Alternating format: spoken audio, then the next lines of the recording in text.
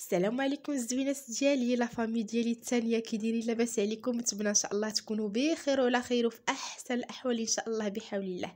الزوينات ديالي اليوم فيديو جديد. كيف ما كتشوفوا معايا غادي نشارك معكم تشكيلات من الصابلي قمه في الروعه، شي حاجه ديال تحميره الوجه زوينه بزاف بزاف بزاف. كيف ما كتشوفوا ديال 2022 بلاطو مشكل ب8 ديال الشكيلات، شي حاجه اللي طوب في الطوب في الطوب.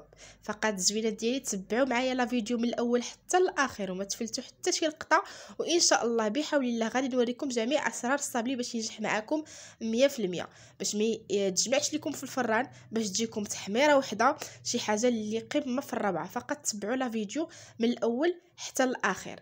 غير الزوينات ديالي ما تبخلوش عليا باللايكات ديالكم، وما تبخلوش عليا بالتعاليق ديالكم الرائعه، وما تنساوش تبارطاجيو لا فيديو مع الاحباب والاصدقاء ديالكم باش تعم الفائده. واللي اول خطره كتشوف لا فيديو ديالي مرحبا بها والف مرحبا، تشترك معايا في القناه وتفعل الجرس باش يوصلها كل جديد. المهم الزوينات ديالي الفيديو كله استفاده، كنتمنى ما تفوتوا حتى شي لقطه باش باش تستافدوا من اي حاجه في هذا لا فيديو هذا. صافي الزوينات ديالي ما نطولش عليكم ونخليكم في لا فيديو. بسم الله على بركه الله، نبداو في الوصفه ديالنا. اول شيء الزوينات ديالي غادي ناخذوا واحد الكاس ديال السكر حبيبات. بالنسبه للسكر حبيبات كاس ديال العنبه، اولا شي كاس كيعبر عنده العبار ديال كاس ديال العنبه بحال هذا اللي عبرت معكم انا به. غادي ناخذ الزوينات ديالي 250 غرام ديال الزبده، انا استعملت زبده سبيسيال، بامكانكم تستعملوا زبده عاديه ليكم الاختيار. غناخذ واحد قريصه ديال الملح، واحد معلقه صغيره ديال الفاني، بامكانكم انا استعملت داك النوعيه ديال الفاني، بامكانكم تعوضوها بساشيه ديال سكر حبيبات المنسب بالفانيلا. خديت الزوينات ديالي كاس ديال الزيت بنفس العبار اللي عبرت به سنيده د العنبه بطبيعه الحال. خديت الزوينات ديالي نص معلقه ديال نكهه الناطه، وواحد 3 د المعالق كبارين ديال البخاليني ديال اللوز. بالنسبه للبخاليني ديال اللوز لكم اختيار، انا مهم انا بغيت العجينه ديالي منكهه وتجي زوينه، لوغو ديالها زوين. مي العجينه الصابلي اي واحد كتنجح معاه شي عجينه يستعملها، مي هذه انا كتنجح معايا وكيجي الصابلي قمه في الروعه. بالنسبه للكليون شنو كيطلبوا؟ كاين اللي كيطلب صابلي ذات جوده عاليه، كيطلب شي حاجه اللي زوينه، وكاين اللي كيطلب شي حاجه اللي عاديه، ما تستعملوش اللوز، ما تستعملوش بزاف د الحوايج. كنضيفوا الزوينه ديالي 2 ديال البيضات بدرجه حراره المطبخ، وضفت واحد المعلقه كبيره ديال الجليكوز الزوينات ديالي. شنو هو الدور ديالو في الصابلي؟ ما تيضيعوش لكم الحبات. بالنسبه لي غيخدم البلاطو وما بغاوش الحبات يضيعوا ليه، يدير داك الجليكوز باش ما يبقاوش يتهرسوا ليه، الحبات فاش كيكون كيدير الفينيسيون ما كيتهرسوش الحبات، كتخدمي وانتي في قمه الراحه ديالك. انا خدمت الزوينه ديالي كيف ما كتشوفوا، خدمت في الهاشوار، كتساعد بزاف بزاف بزاف. انا كتعجبني عمليه، ما كيبقاش دلك ما تدلك الكتف ديالك كيطيح بالدليك ديال الزبده، حيت الصابلي كيبغي الخدمه مزيان ديال الزبده سكر حبيبات والزيت. فاش كتبداو ديروا الدقيق ما كدلكوش نهائيا، ما كدلكوش الصابلي الزوينه ديالي بغيتو ينجح معكم وما يتجمعش ليكم في الفران، ما تدلكوش، فقط غير جمعوا بالاصابع ديالكم فقط. صافي الزوينه ديالي قسمت العجين ديالي على 4 بهذا الشكل هذا وجمعته في البلاستيك. ودابا غادي نبدا كره بكره، كندير ما بين بلاستيكه وبلاستيكه وكنطلق بالمدلك ديالي. الصابلي ديالي الزوينه ديالي انا كنبغي يجيني رقيق، ما كنبغيش يجيني غليظ صراحه الله، كنبغي الصابلي يكون رقيق. خديت هذا الطابع هذا اللي على شكل مستطيل بهذا الشكل هذا وكنبدا نطبع به. انا غادي نوريكم الزوينات ديالي. خديت كذلك هذا الشكل دائري. انا غادي نحسب شحال من حبه غتكون عندي في البلاطو، وغادي نخدم على حسب الحبات اللي عندي في البلاطو. وضروري كتكون داك 3 تشكيلات ولا 2 تشكيلات زايدين، حيت يقدر تهرس لكم شي وحده اولا يقدر.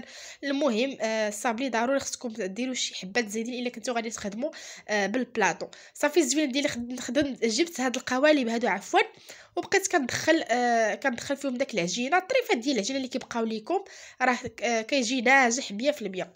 شوفوا الزوينه ديالي بالنسبه انا كيفاش كنهز الصابلي ديالي، ما كنديروا لا في كونجيلاتور لا حتى شي حاجه، كنستعن بهاد لا سباتول هذه، كنديرها غير فيها شويه ديال الدقيق وكنبدا نهز. واخا كيكون الصابلي ديالي رقيق ما عنده ما تيوقع ليه. بالنسبه للزوينات ديالي الصابلي فاش كتكونوا يعني كيبقى لكم داك البقايا ما تجمعوهمش بيديكم وتبقاو تدلكوهم، جمعوهم غير بالاطراف ديال البلاستيك اللي عندكم باش كترجع لكم العجينه كيف ما هي وكتخدموها عادي.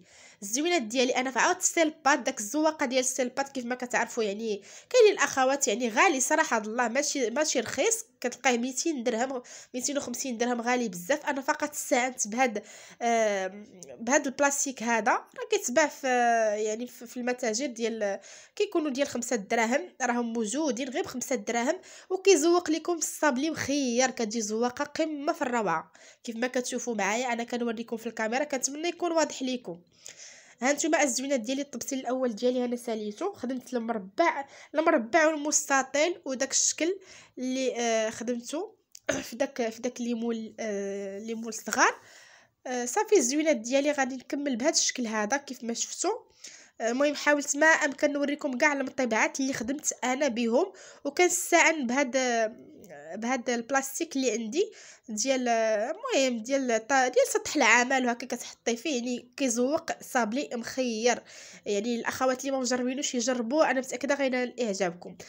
طبعت بهذا الشكل الدائري كذلك، وطبعت بالشكل القلب، وخديت فقط داك البوش، المهم اي حاجه كانت عندكم، وتقبت هكا في وسط داك الدائره، حيت انا بغيت تجيني تقيبه صغيره، ما بغيتهاش تجيني تقبه كبيره.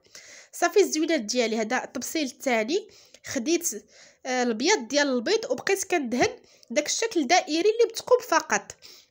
علاش انا غادي نفيني هذا الشكل هذا، غنفينيه قبل ما يدخل الفران باش يخرج ليا مفيني، غادي ندير ليه غير التعليكه في الوسط، واحد شويه ديال هكا ديال المهم ديال حبيبات الشوكولا او العقيق من الفوق ولا شي حاجه. كنزين هكا باللويزات، كل لوزه يعني قسمتها على جوج، بطبيعه الحال يكون مسلوق ومفسوخ فقط، يعني ما يكون لا محمر لا والو. وبديت كنزين به الصابلي ديالي بهذا الشكل هذا، كيجي شكل رائع، لا في المذاق ولا في الشكل، كتجي شي حاجه اللي طوب وشي حاجه اللي هماويه وديال تحميره الوجه. صافي الزوينات ديالي كنكمل بهذا الشكل هذا حتى كنسالي يعني داك الشكل دائري كامل بهذا الشكل هذا كيف ما كتشوفوا. وبطبيعه الحال ضروري كندهن بالبياض ديال البيض باش كيسق ليا داك اللوز من فوق الشكل ديالي. المهم الزوينات ديالي كنتمنى يكون واضح لكم كلشي في لا فيديو مزيان. صافي الزوينات ديالي دابا من بعد ما استفتهم بهذا الشكل، كنعاود ندهن ليهم واحد الدهينه خفيفه باش كيجي ليا مذهب، ما كيبقاش باهت، وكندخلو للفرن. الزوينات ديالي بالنسبه للفرن كنأكد تكون درجه رقيقه، غير شتي درجه درجه الحراره في الفران تكون ضعيفه بزاف، نقصوا الفران لاقصى درجه. الا كان المهم انا بالنسبه ليا الفرن عفوا الحمد لله. كنعتذر على الصوت، راني مزعزعه راني مدعدعه انا عندي غير الفرن ديال الغاز منقصه ليه كتكون شبيعه فقط، يعني كنقصوا ليه كيطيب على خاطرو، يتحمر لينا على خاطرو باش كيجي لون موحد. ما تجهدوش ليه البوطه البنات، راه الا جهدتوا ليه البوطه غيضيع لكم. وحنا يعني كنتعذبوا على الحلوه، كتبدا يطبع يا ما طبع وعجن يا ما تعجن، وكتبقاي واقفه عليها في الكوزينه. حاولوا ما امكن الزوينات ديالي نقصوا الفرن وخليوها طيب على خاطرها. صافي الزوينات ديال هادو هما التشكيلات اللي شفتوا، خدمت بهذا الشكل القليب حتى هو بهذا الشكل هذا. وكنستعن ضروري، شوفوا داك الطبيعه ديال داك البلاستيك اللي خدمت به كتجي باينه وواضحه. وكنستعن بداك لاسباتيول اللي قلت لكم، اي حاجه اي لاسباتيول كانت عندكم هزوا بها ما كاينش مشكل. صافي الزوينات ديالي بعد ما طيبت الصابلي بطبيعه الحال تحت درجه قلت لكم مهيله بزاف بهذا الشكل هذا. شوفوا كيجي الصابلي قمه في الروعه، موحد اللوين ديالو كيجي يعني صراحه الله ما شهيتكم فيه، تيجي رائع بزاف كيجي زوين. وخا صراحه الله ما دقتوش هاد الشكيلات هذا حيت كوموند ديال السيده، مي انا موالفه كنخدموا بهاد الطريقه هادي وما كتحشمنيش، طريقه اللي زوينه بزاف. وحتى للدار صراحه الله ما تيشبعوش منه، حيت فريمون شي حاجه اللي طوب. فقط غير قابلوه في الفران وما تجهدوش ليه البوطه. وانا متاكده اي سيده خدمته في دارها اولا خدمته لشي كليانه ديالها غادي ينال اعجابها. بالنسبه لهذا الشكل هذا الزوينه ديالي اللي خدمته بداك ليمون صغار، درت فيه غير الكراميل، درت فيه الكراميل اللي خدمته انا في المنزل.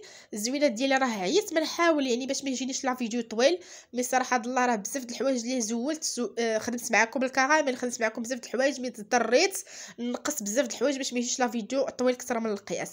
صافي درت الكراميل ودرت واحد اللوزه في وسط الكراميل وزينت بلوز ايفيلي من الفوق.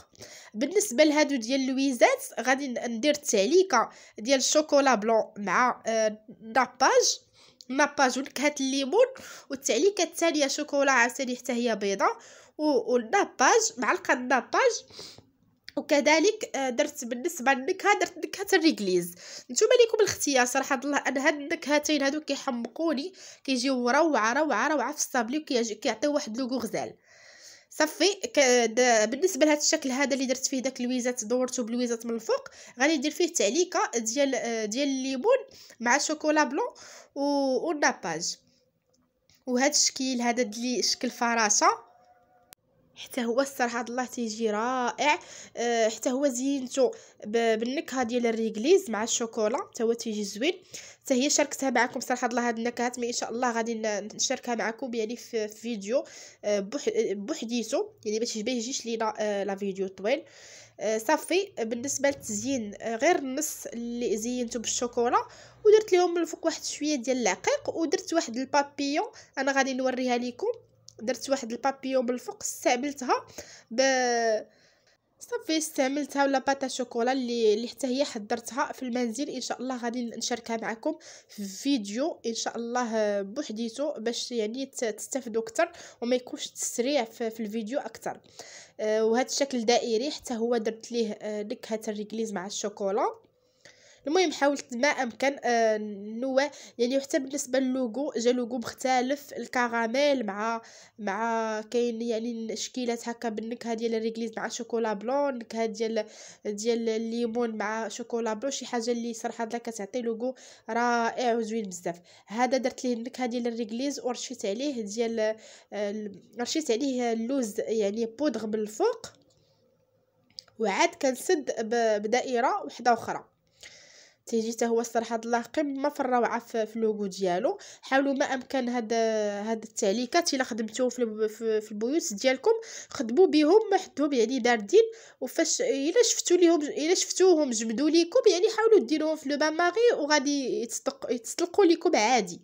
بالنسبه لهذا الشكل هذا شكل دائري، هذا هو اللي خدمته معكم دابا، لصقته معكم نكهه الريغليز واللوز بودغ من الوسط. درت ليه واحد القليب ديال لاباتا شوكولا، ودهنته غير فقط بواحد شويه ديال الجليكوز والناباج، ولصقت داك الفوتين بنكهه الفريز. بالنسبه للفوتين حتى هو كنحضروا في البيت ساهل ان شاء الله، غادي نشاركو معكم ان شاء الله بحول الله. كيف ما قلت لكم يعني بزاف الحويجات اللي صورتهم واضطريت ما نديرهمش حيت جاني الفيديو طويل بزاف. صافي الزوينات ديالي هذاك الشكل ديال الوريده تيجي رائع صراحه الله، الفوتين بنكهه الفراوله، وهذا الشكل مربع اللي لصقته حتى هو معاكم. غندير ليه هاد الشوكولا بلون اللي حضرتها بداك لي موتيف ديال الشوكولا راهم معروفين في الاسواق، ودرت ليهم واحد شويه ديال بالنسبه للشوكولا خلطت معاه البودغ ديال اللوز وكتجي كيعطي واحد لوغو زوين صراحه الله. ودرت معاهم فواكه معسله هكا غير في القنيتات تيجي صراحه الله قمه في الروعه. حتى هذا الشكل هذا راقي تيجي زوين بزاف. صافي هذا هو التزيين ديالو، درت فيه واحد شويه د العقيق وشويه ديال اللوز من الفوق كونكاسي، وهذا هو التزيين ديالو بسيط وشي حاجه اللي كتجي راقيه وزوينه بزاف. صراحه الله في الاول ما كيكونوش باينين الشكيلات اللي غادي اللي باغا تخدمي بهم، مي فاش كتبداي الخدمه كلشي تيجي واضح، وصراحه الله كتصايبي اكثر من داك الشكيلات اللي كنتي تعواله تصايبيهم. صافي الزوينات ديالي هذا الشكل اللي على شكل مستطيل اللي لصقت حبه مع حبه، حيت انا اصلا كيعجبني صابلي يكون رقيق، وغادي لصقته بداك الشوكولا الفوق حتى هو راه كاين موتيف ديال الشوكولا ديالو، ودرت ليه من الداخل الكراميل واللوز. صافي ودهنته بشويه ديال الناباج والغليكوز ودرت ليه اللوز كونكاسي من الجناب تيجي راقي، وداك البابيون في الخضر درتها بلا باطا شوكولا حتى هي. صافي الزوينات ديالي بالنسبه لهادي انا درت 250 غرام ديال اللوز اللي طحنته، وخديت واحد 100 غرام ديال بسكوي ماريا. صافي الزوينه ديالي وطحنتهم مزيان بهذا الشكل هذا كيف ما شفتوا. حتى هو صراحه الله صورته مي اضطريت ما نحطوش حيت راكم عارفين لا فيديو راه جا طويل اصلا، بلا هذا الشيء راه جا طويل. حاولت ما امكن نشارك معكم غير الحويجات اللي مهمين ونقول لكم يعني غير شنو استعملت في كل حاجه. هذه الزوينات ديالي كيف قلت لكم 250 غرام ديال اللوز اللي طحنته مزيان، اللي يكون يعني مسلوق ومحمر، مسلوق ومفسوخ ومحمر بطبيعه الحال. درتو بواحد شويه زيت وحمرته في الفران وطحنته مزيان. صافي وجمعته بواحد شويه ديال الكراميل والنكهه ديال الريغليز حتى هو. صافي وطلقته بهذا الشكل هذا وبقيت كنطبع على شكل قليب وكنلصق بالنكهه ديال الريغليز حتى هو كيجي قمه في الروعه. داك الشكل ديال القليب درت جويجات لصقتهم مع بعضياتهم ولصقت داك لاباط اللي صايبتها دابا كيف ما قلت لكم. تيجي صراحه الله حتى هو راقي وبنين بزاف ما تشبعوش منه. بالنسبه لهذا القليب هذا الزوينات ديالي التزيين ديالو راه بسيط. هادو هما الشكلات ديالنا الزوينات ديالي اللي شاركت معكم اليوم. كنتمنى يروقكم وينال اعجابكم وتجربوهم بطبيعه الحال حيت فريمون شي حاجه اللي زوينه. بالنسبه للزوينات ديالي للشكل ديال القليب غير دوبت الشوكولا في لو بان ماري ودرت معاهم لوز كونكاسي وبقيت كنفزك يعني عفوا كندير داك القليب ديالي في داك الشوكولا. صافي وزينت بداك العقيق ودرت داك القليب ديال لاباطا شوكولا. وبالنسبه للشكل الابيض الزوينات ديالي حتى هو شكل دائري راني شاركت معكم الفينيسيو ديالو فقط غير غطشته في شوكولا بلون ودرت ليه واحد شويه ديال لوز ايفيلي البافو والفيتين بنكهه عفوا الحامض وداك الوريقات ديال الورد البلدي تيجي رائع. وكان هذا هو لا فيديو ديالي الزوينات ديالي. نتلاقاو ان شاء الله في المزيد من الوصفات وان شاء الله ديما غنجيب لكم الجديد في اي حاجه بغيتوها. يعني كيف ما كتعرفوا قناه متنوعه. نتلاقاو ان شاء الله فيديو جديد الزوينات ديالي ووصفه جديده. تنحبق عليكم والهلا يخطيكم على ام ياسر مريم. شكرا لكم بزاف. بسلامه عليكم.